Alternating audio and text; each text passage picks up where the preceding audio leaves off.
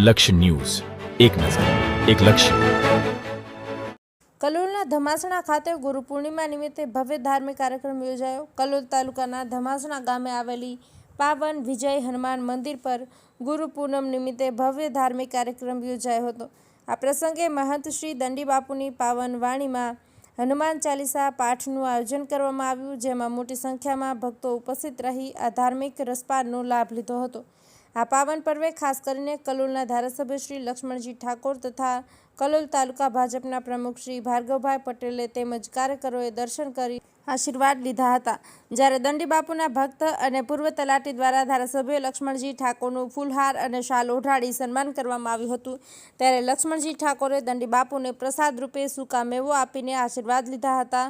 મંદિર પરિસરમાં ભક્તિભાવથી ભરેલો માહોલ જોવા મળ્યો હતો. ભક્તોએ આવી ગુરુચરણનું પૂજન કરી આશીર્વાદ લીધા હતા. લક્ષ્ય ન્યૂઝ સંજય નાયક. સૌપ્રથમ તો આજે ગુરુ પૂર્ણિમાના દિવસે આપ સર્વને, ખાસ આપણી મીડિયાને પણ ખૂબ ખૂબ શુભેચ્છાઓ પાઠવું છું.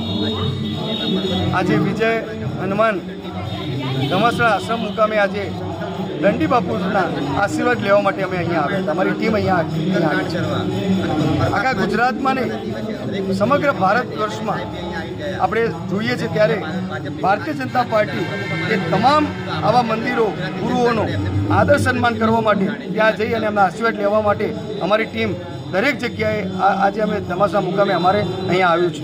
ત્યારે ગુરુ પૂર્ણિમા દિવસે આપ સર્વને હું શુભેચ્છાઓ પાઠવું છું.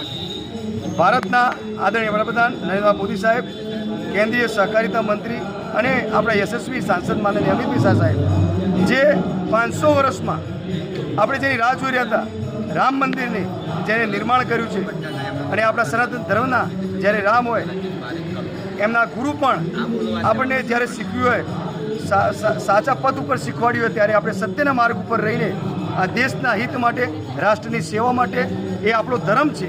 અને આજે ગુરુવંદના સાથે એમની આશીર્વાદ મેળવવા આવ્યા હતા કે એમના આશીર્વાદથી રાષ્ટ્રના હિત માટે કામ કરવા માટે અમે સૌ શક્તિ આપે. અને હનુમાનજી મહારાજને પ્રાર્થના કરીએ છીએ કે જેમ આપે લંકા જેવા રાવણને જે અંત કર્યો હતો કુશાસન ઉપર, એમ કુશાસનમાં લડતા રહીએ રાષ્ટ્રની સેવા માટે અમે સમર્પિત છીએ. જય હિન્દ, ભારત માતા કી જય. પહેલા